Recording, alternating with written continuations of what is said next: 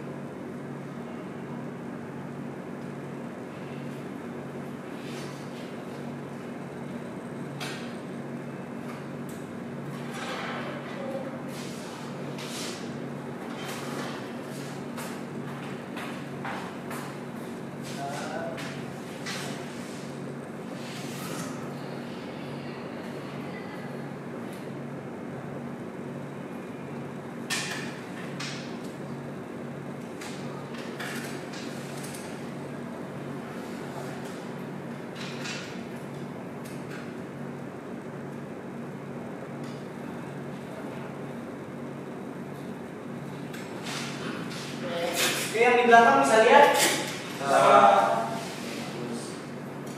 Ini ada yang tahu nggak sih tujuan kita belajar meteorologi industri ini apa?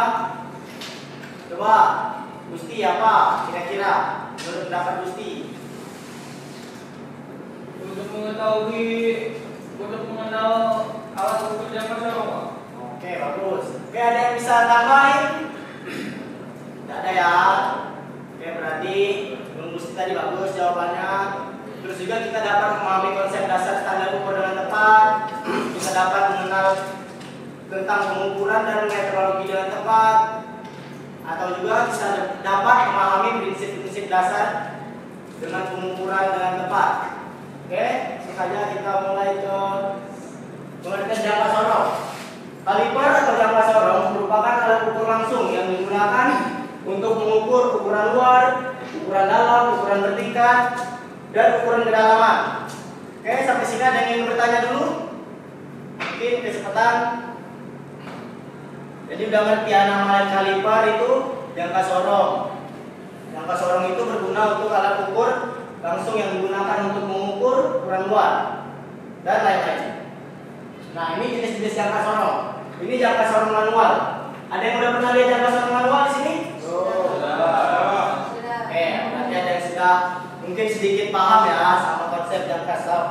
sama penggunaan jangka sorong manualnya. Selanjutnya, ini pengertian jangka sorong manual. Jangka sorong manual itu memiliki skala utama dan skala radius yang berbentuk garis-garis. Biasanya digunakan untuk praktikum di sekolah atau laboratorium sekolah. Karena hanya keperluan praktik, cara menggunakannya pun cukup sulit. Yang ini masih cara manual sehingga membutuhkan ketelitian yang lebih saat menggunakannya. Oke, sampai sini ada yang udah kebayang belum cara menggunakan jangka sorong manual tadi? Udah, Pak. Bagus, Raja. Nah, sedangkan ini jangka sorong analog. Ada yang pernah lihat? Belum. Mungkin jangka sorong analog ini dilengkapi dengan jarum penunjuk yang terdapat pada skala radius, sehingga memudahkan pengukur untuk melihat hasil pengukuran. Ya, jangka sorong lebih modern sih, cuman rata-rata kita masih sering menggunakan jangka sorong manual. Benar tidak? Benar. Oke, selanjutnya jangka sorong digital. Udah pernah lihat? Belum. Nah, ini biasanya di Pertamina ada nih. Jangka sorong digital ini paling mudah digunakannya dibandingkan dengan jenis kaliper yang lain. Dengan tanpa melihat skala utama dan skala radius, hasil ukuran dapat langsung ditunjukkan pada layar. Sangat cocok digunakan untuk mengukur benda kerja massal. Nah, jangka sorong digital ini kalian dapat menggunakannya lebih cepat dibanding jangka sorong analog dan jangka sorong manual tadi. Ini ya, jangka sorong analog kan kita harus mengukur ininya segaris. Nah, sedangkan jangka sorong digital tadi dia langsung timbul, jadi kalian buka aja ini ya. Nah, ini langsung timbul angkanya. Oh, gitu, Pak. Ya. Oke, ada yang ingin tanyakan dulu? Belum ada? Belum, Pak. Oke, bagus. Berarti udah pintar ya. Ya, Pak. Jangka sorong digital ini paling kayaknya sudah ya. Sorry. Nah, ini dia bagian-bagian jangka sorong manual tadi. Nah, coba ada yang tahu bagian-bagiannya? Nah, tadi tidak ada yang nanya. Sekarang gantian bapak yang nanya. Coba boleh Rizky Pratiwi yang nomor 1 apa boleh ditulis? Rizky tidak?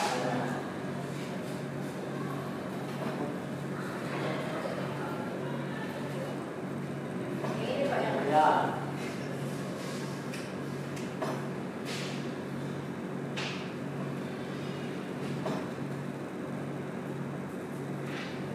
Oke, bagus. Oke, yang lain ada yang tahu? Yo, siapa yang berani nanti dapat hadiah? Yang tahu tidak? Bagian-bagian yang kasorong. Tadi tidak ada yang nanya kan? Yo, Marwa, Raja, Khairuzan, mau maju? Boleh, bagus, Khairuzan. Jadi kasih hadiah. Boleh sekretarisnya dicatat ya, siapa-siapa aja yang maju. Bagus. Khairuzan, Marwa, boleh. Pak, mau maju, Pak. Ya, gantian ya, antri.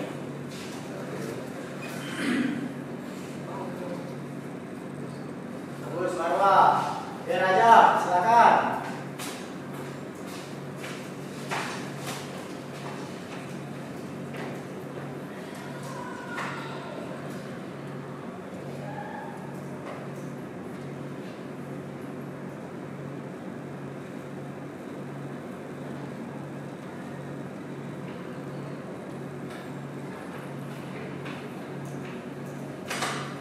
Oke, sudah cukup? Ada lagi yang mau nambahin? Oke, tidak ada ya. Ternyata kalian semua sudah paham. Oke, ini semuanya benar atau salah? Kalau ini salah, dari mana? Maaf, Pak. Salah. Oke, sudah lanjut. Puasa kan hari ini? Betul. Ya, puasa.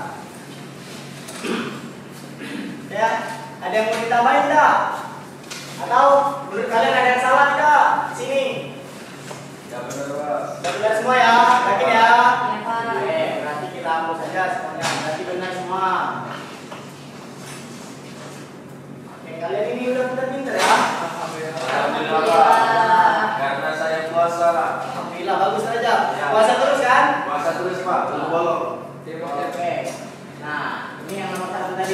jauh, berfungsi untuk mengukur bidang luar suatu benda kerja. Nah, ini nomor 1 mana nih? Mungkin sama, cuman beda apa istilah sama yang kiri tadi. Ya, yang kedua inside jauh digunakan untuk mengukur bidang dalam benda kerja seperti lubang atau slot. Atau slot ya, bukan yang lain. Nah, sedangkan kita lihat lagi yang nomor 3 ada debar, merupakan bagian dari kaliper yang berfungsi untuk mengukur kedalaman benda kerja. Debar juga dapat digunakan untuk mengukur kedalaman alur asap, undercut atau groove dan lain-lain. Ini ya yang nomor 3. Nah, yang nomor 4 tadi ada skala utama, main scale dalam milimeter ukurannya. Skala utama main scale dalam inci, skala non-news scale dalam milimeter, skala non-news lagi dalam inci. Nah, yang nomor 8 penggerak dalam proses pengukuran atau slider. 9 mengukur bidang bertingkat step surface. 10 batang utama yang merupakan bagian dari kaliper yang dipegang atau main ring. Nah, ini dia kita masuk ke bagian cara menggunakan jangka sorong atau kaliper. Nah, yang pertama kita tidak ada itu ya. Nah, ini kita anggap jangka sorong. Nah, pegang jangka sorong dengan benar, ibu jari terletak pada silinder dan keempat jari dan yang lain pada main pin. Ini main pin, ini. Nah, yang tadi. Oke, kira-kira ada yang sudah terbayang sama step awalnya? Sudah, Pak. Tidak ada yang ingin ditanyakan lagi ya, karena kita sepertinya sulit kalau cuma menggunakan penghapus. Kasih contohnya. Mungkin minggu depan kita akan praktek. Semoga kita sehat selalu ya, biar bisa ketemu. Amin, Pak. Oke, step yang kedua, bersihkan kedua rahang kaliper dengan selai kertas dengan cara geser rahang hingga kertas terjepit. Kemudian tarik kertas hingga lepas dari kedua rahang tanpa mengalami sobek. Nah, ini karena mereka mencontohnya pakai kertas tipis kertas ini.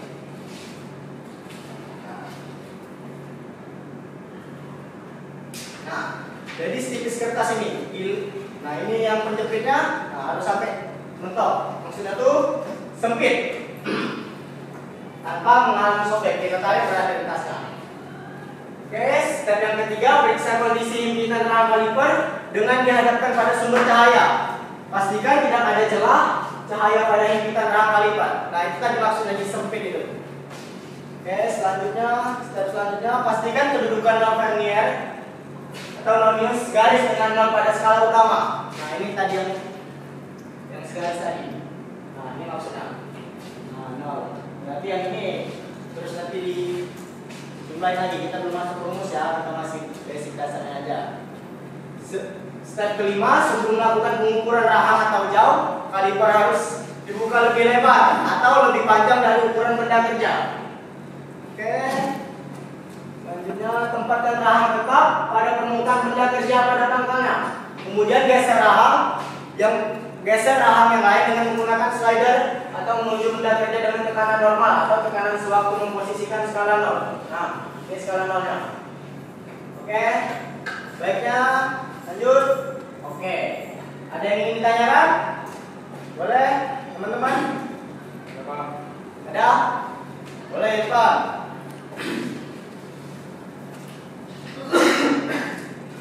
Jadi Pak ini Pak, pertanyaannya Pak. Ya. Kelebihan dari jangka sorong itu apa Pak? Kelebihan dari jangka sorong. Iya Pak. Oke. Di sini ada yang tahu tidak apa kelebihan dari jangka sorong? Ya, Boleh dibantu jawabnya. jangka sorong itu dapat mengukur sesuatu yang tidak bisa dilakukan oleh pemerintah seperti instar.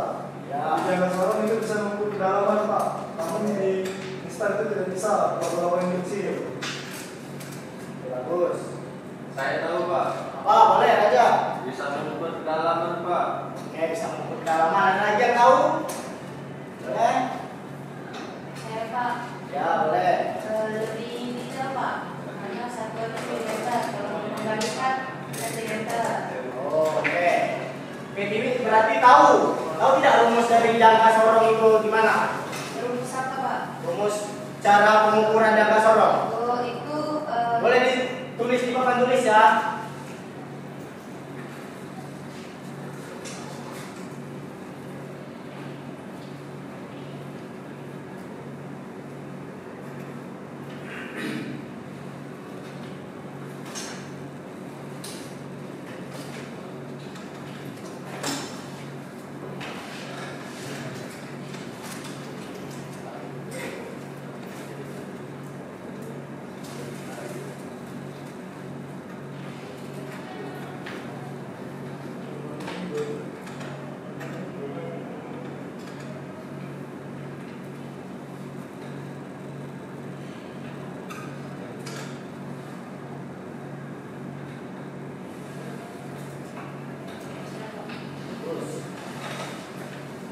yang bisa ngejelasin tidak maksud dari skala utama ditambah skala Lanius?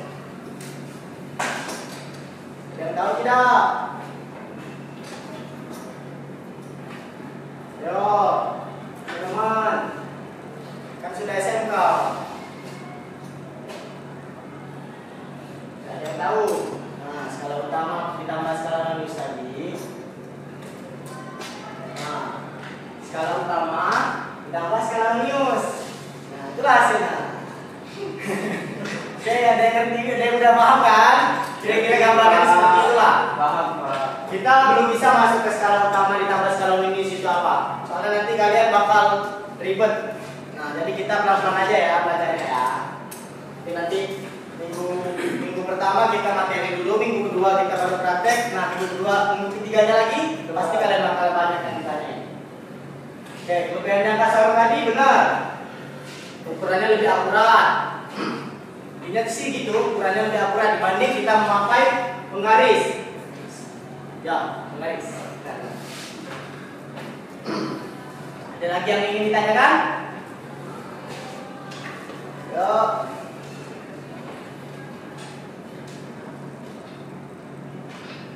Tunggu ya, atau Bapak yang ingin nanya lagi ke kalian?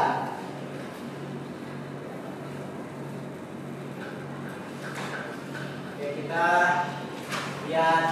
Mungkin kalian bisa lihat video ini dulu, biar kalian bisa kebayang gimana sih cara pengukuran jangka sorong. Jadi ketika kita praktek, kalian tidak terlalu kaku.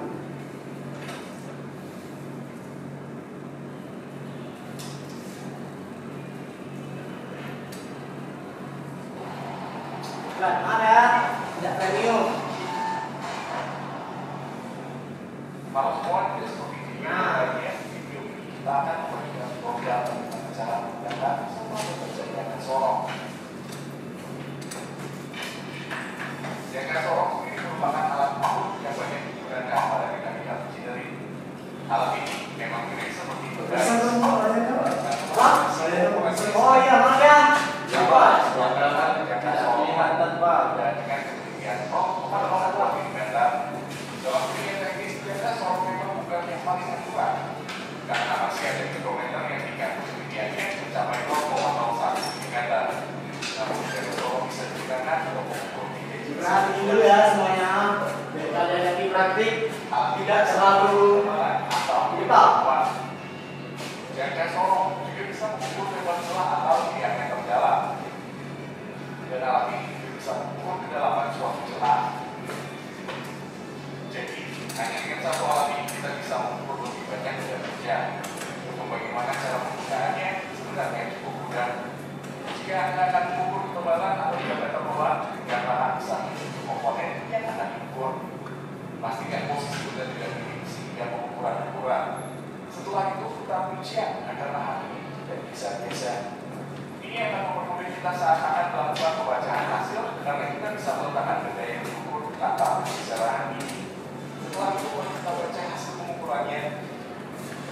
Untuk membaca jangka sorong, kita harus memahami arti dari garis-garis ini. Skala yang ada pada garis jangka sorong disebut skala utama. Skala ini punya nilai 1 mm per garis. Jadi ini mirip seperti penggaris biasa. Skala ini akan memberikan kita hasil pengukurannya saja. Contohnya seperti pengukuran kaki.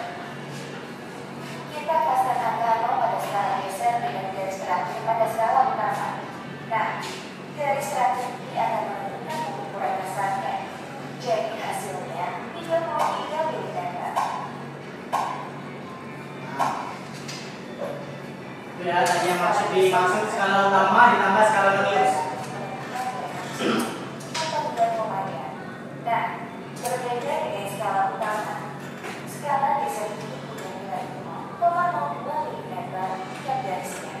Untuk mencari nilainya, dibutuhkan sedikit ketelitian. Pasalnya, kita harus mencari garis yang menyambung antara skala utama dan skala geser. Garis ini akan menunjukkan berapa nilai komanya. Jadi tinggal hitung saja.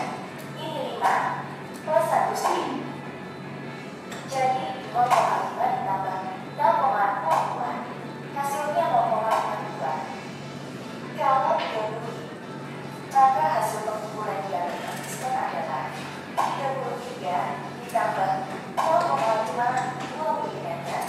Hasilnya 37,5 mm. Kalau kalian akan mengukur lebar suatu celah hingga masuk rata di dalam celah yang diukur, pastikan posisi kedai ukur dengan lurus dengan jangka sorong. Ukur dengan kedalaman, pastikan posisi jangka sorong juga tidak lurus dengan benda yang akan diukur. Ini dilakukan agar pengukurannya akurat. Setelah itu tinggal baca hasilnya. Caranya sama kayak tadi. Mudah kan?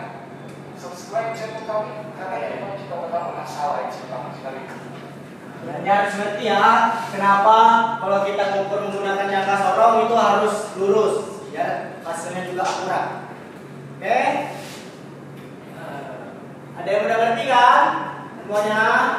Oke, boleh Gusti kasih kesimpulannya dulu dong. Kesimpulannya, jangka sorong bisa digunakan untuk mengukur panjang, luas, dan kedalaman benda, Pak. Oke, ada yang mau ditambahin lagi? Ikutin kesimpulannya. Ada tidak? Tidak ada ya? Oke, kalau begitu kesimpulan dari Gusti tadi, coba diulang lagi Gus. Jangka sorong biasanya digunakan untuk mengukur panjang, luas, dan kedalaman benda.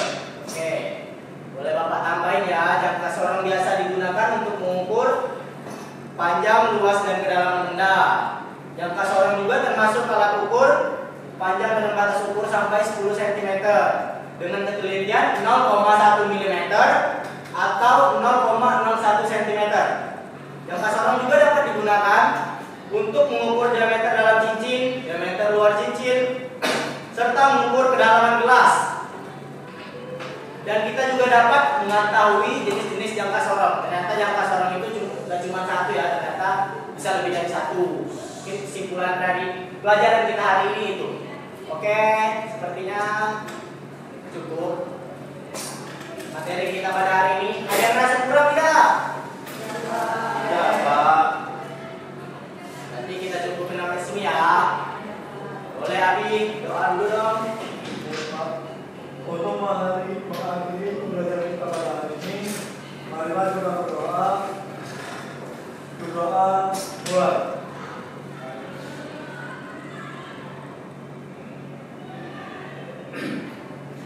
Berdoa selesai.